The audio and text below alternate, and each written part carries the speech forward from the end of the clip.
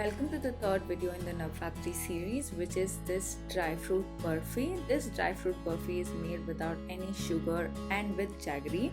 This can be made using any dry fruits of your choice. I have taken 200 grams of dry fruits and used almonds, raisins, pista and cashews. You can take any dry fruits of your choice, if not peanuts. Then 2 tablespoons of ghee, 70 to 100 grams of jaggery powder.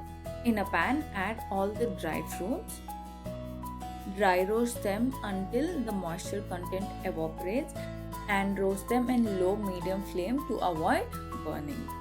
If you're new to my channel, welcome and be sure to subscribe for more such wonderful videos. Please note to add raisins only at the end. Let it roast for few minutes and set aside to cool completely. Now transfer this to a hand blender or mixer and coarsely grind them.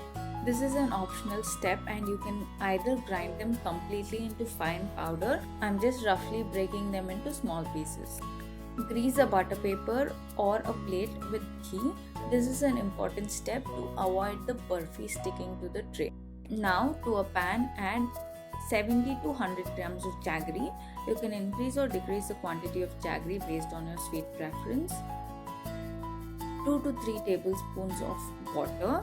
Let the jaggery melt and let it boil for about 5 to 7 minutes until it turns bubbly and looks something like this. To check if it's done, add the mixture in some water and try to roll them. When it forms like a ball, then the mixture is ready. To this, add the roughly chopped dry fruits. Mix them well until the jaggery syrup is well coated.